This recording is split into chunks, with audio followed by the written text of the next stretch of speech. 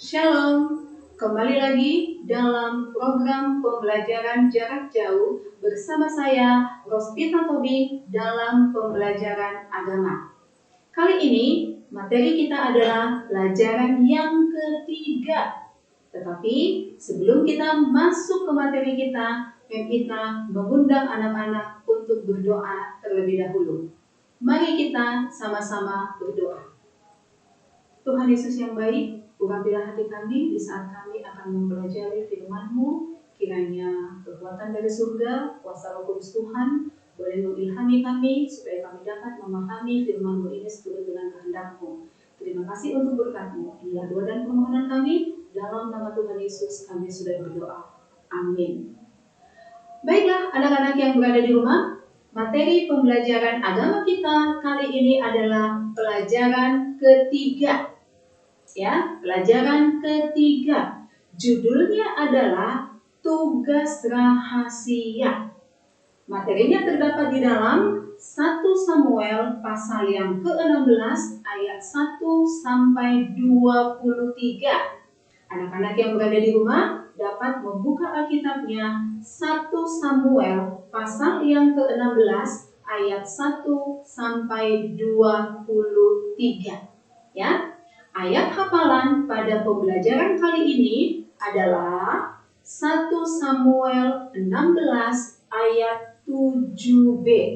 7b itu maksudnya ayat yang agak ke bawah ya. Kita akan bacakan dari sini. Di layar anak-anak akan muncul, kita akan bacakan dari sini. 1 Samuel 16 ayat 7b. Bukan yang dilihat manusia, yang dilihat Allah. Bukan yang dilihat manusia, yang dilihat Allah. Manusia melihat apa yang di depan mata, tetapi Tuhan melihat hati. Sekali lagi, bukan yang dilihat manusia, yang dilihat Allah. Manusia melihat apa yang di depan mata, tetapi Tuhan melihat hati. Ini ayat hafalan yang keberapa? Yang ketiga. Mari kita lanjutkan. Samuel berduka cita. Anak-anak bisa buka Alkitabnya di 1 Samuel pasal yang ke-16 ayat yang pertama. Samuel berduka cita. Samuel sedih. Ayat yang pertama katakan, berfirmanlah Tuhan kepada Samuel. Samuel, berapa lama lagi engkau berduka cita karena Saul? Berapa lama lagi kamu sedih karena Saul, Samuel? Kata Tuhan. Berikutnya, Tuhan melihat kesedihan Saul. Maaf, salah ya, berita ya. Bukan Saul, tapi Tuhan melihat kesedihan Samuel. Lalu masih di ayat yang pertama, ketika Tuhan melihat kesedihan Samuel, apa yang Tuhan katakan? Isilah tabung tandukmu dengan minyak, kata Tuhan.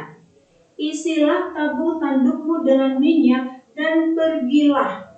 Aku mengutus engkau kepada Isai orang Betlehem itu, sebab di antara anak-anaknya telah kupilih seorang raja bagi aku, kata Tuhan. Tuhan menyuruh Samuel mengisi tabung tanduknya dengan minyak dan menyuruhnya pergi ke Betlehem menemui Isai. Tabung tanduk, dan kita akan tunjukkan gambarnya. Gambar yang ada di depan anak-anak itu adalah tabung tanduk.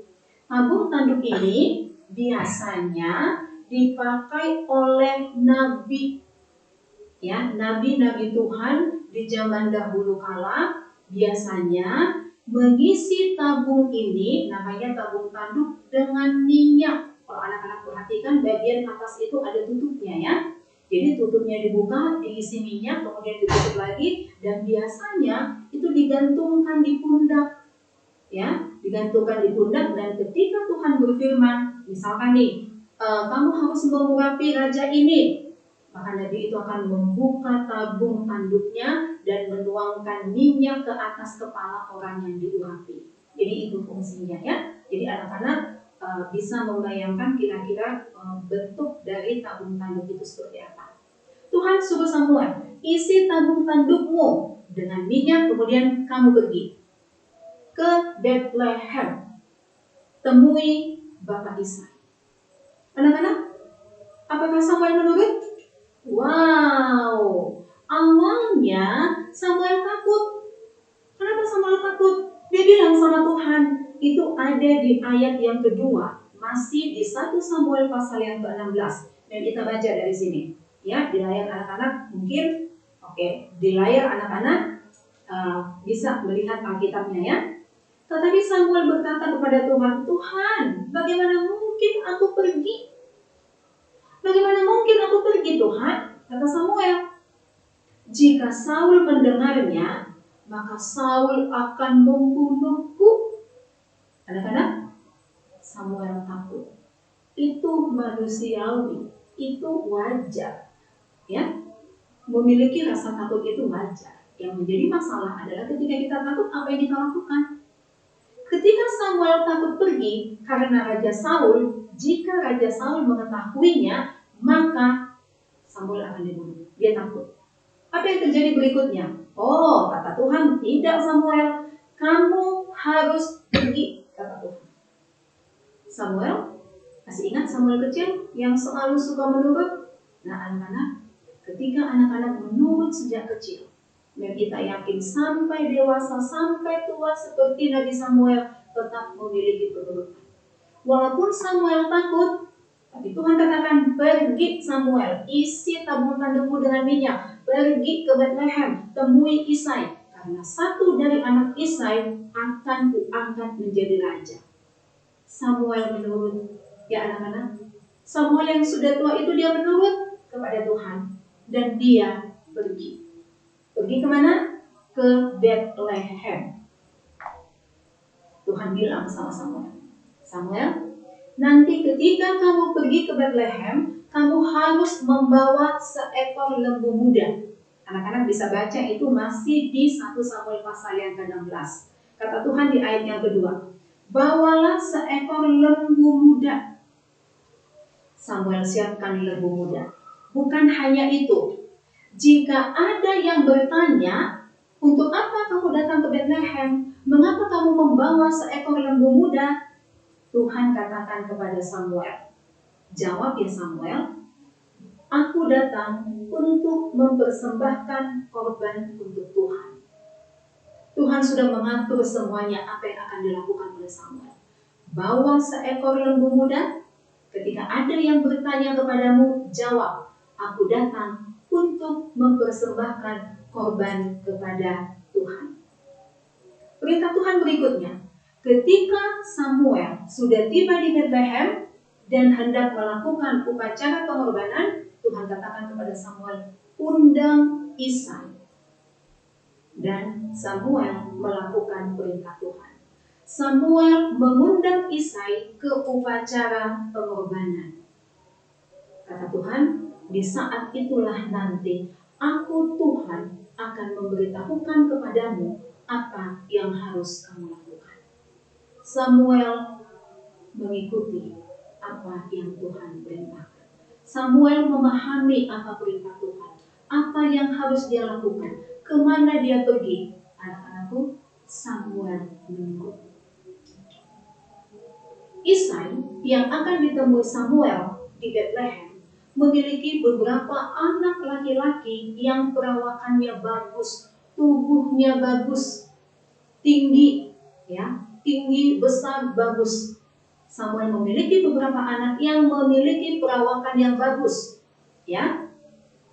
Dan Tuhan sudah berfirman juga kepada Isai bahwa nanti akan ada Nabi Samuel yang akan menemui kamu, mengundang kamu ke upacara pengorbanan. Jadi Tuhan tidak hanya berfirman kepada Samuel, tetapi juga kepada Isai. Sehingga Isai mengerti tujuan Samuel datang ke Bethlehem. Karena Tuhan sudah berfirman terlebih dahulu kepada Isai.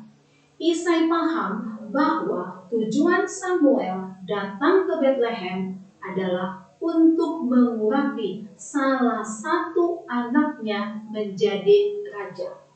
Tapi Isai tidak tahu anaknya yang mana yang akan ditunjuk Tuhan, yang akan diurapi Samuel menjadi raja.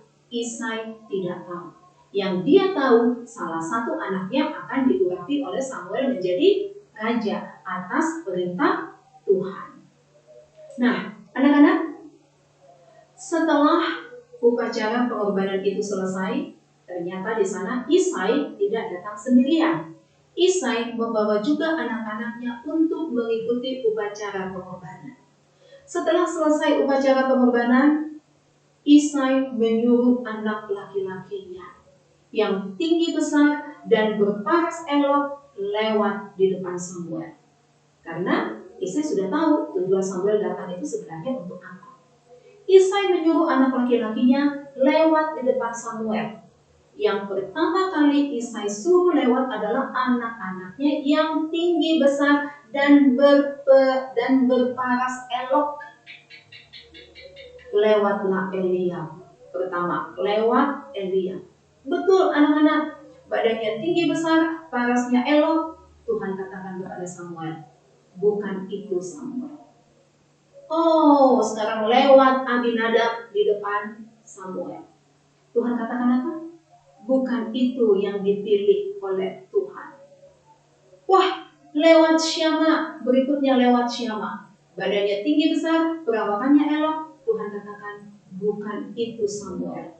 Sampai akhirnya semua anak laki-laki Isai yang datang saat itu lewat di depan Samuel. Tuhan katakan, tidak. Samuel bingung. Akhirnya apa yang terjadi? Ya, kita baca di ayat yang ke-11. 1 Samuel 16 ayat yang ke-11. Samuel berkata kepada Isai, Isai, inikah anakmu semuanya? Sudah ini semuanya anakmu? Karena Samuel bingung. Tuhan suruh dia untuk mengurapi anak Isai, tetapi tidak ada satupun yang lewat yang Tuhan pilih. Dia katakan, Isai, inikah semua anakmu? Ternyata jawaban Isai, oh bukan Samuel. Masih tinggal yang bungsu. Yang bungsu itu yang paling kecil. Masih tinggal yang bungsu. Tapi sekarang dia sedang mengembalakan kambing domba di padang. Kata Isai kepada Samuel. Apa yang Samuel katakan? Samuel katakan, panggil dia. Sebab kita tidak akan duduk makan sebelum ia datang kemari. Ya, sebelum dia datang kemari. Anak-anak, siapa yang dipilih Tuhan untuk menjadi raja? Siapa yang dipilih Tuhan untuk menjadi raja? Di antara anak-anak Isai, siapa yang akan diurapi oleh Samuel? Sudah lewat semua kakak-kakak anak-anaknya Isai, tetapi tidak ada. Siapa? Menurut ayat yang ke-11, mari kita lihat. Siapa yang dipilih oleh Tuhan? Tuhan memilih anak bungsu Isai yang saat itu sedang di padang menggembalakan kambing domba. Siapa nama anak Isai itu? Namanya adalah Daud. Isai menyuruh untuk memanggil Daud supaya bertemu dengan Samuel. Dari jauh, Samuel melihat Daud datang mendekati dia. Kita mau lihat dulu sebentar. Bagaimana ciri-ciri fisik Daud? Ya, di ayat yang ke-12. Kulitnya kemerah-merahan. Ya, karena dia suka bekerja di padang terkena matahari, jadi kulitnya kemerah-merahan. Yang kedua adalah matanya indah. Matanya indah. Dan yang ketiga adalah parasnya dan perawakannya elok. Memang ya anak-anak ya, secara fisik tubuh Daud tidak setinggi kakak-kakaknya, tidak setinggi abang-abangnya. Tubuhnya lebih kecil, apalagi dia anak yang bungsu. Ya, kulitnya kemerah-merahan, matanya indah, paras dan perawakannya elok. Selain itu, Daud pandai bermain kecapi. Daud selalu bermain kecapi saat dia menggembalakan kambing domba ayahnya. Dan Daud juga seorang yang gagah berani. Apa buktinya Daud seorang yang gagah berani? Ketika dia mengembalakan domba-domba ayahnya, ada binatang buas yang mau menerkam domba-dombanya dengan berani. Waduh, Daud menghajar binatang buas itu dan Daud menang. Itu sebabnya mengapa dikatakan Daud seorang yang gagah berani. Dia pandai bermain kecapi. Akhirnya Daud datang menghampiri Samuel. Daud datang menghampiri Samuel. Ketika Daud datang menghampiri Samuel, Tuhan berfirman kepada Samuel, Samuel, bangkitlah, urapilah dia, sebab inilah dia. Tuhan berkata kepada Samuel, Samuel, bangkitlah, urapilah dia, urapilah Daud, sebab inilah dia yang kupilih menjadi raja. Samuel mengambil tabung tanduknya yang sudah dia isi dengan minyak, dan di tengah-tengah saudaranya Samuel mengurapi Daud. Anak-anakku yang berada di rumah, Samuel mengambil tabung tanduknya dan mengurapi Daud di tengah-tengah saudaranya.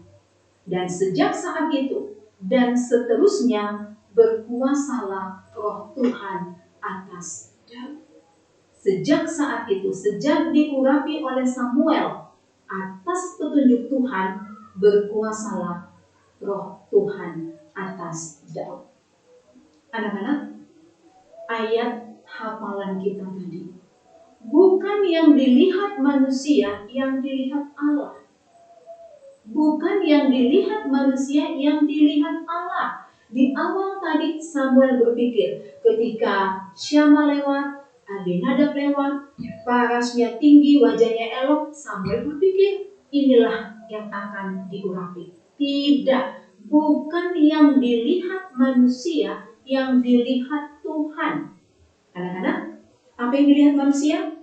Manusia melihat apa yang di depan mata. Ini ciri khas manusia, melihat apa yang di depan mata, yang kelihatan. Tetapi tidak demikian dengan Tuhan.